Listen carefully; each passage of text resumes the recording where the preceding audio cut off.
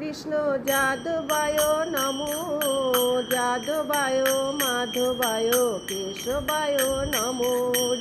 হরে নমো Krishna যাদবায় নমো, যাদবায় মাধবায় কেশবায় নমো।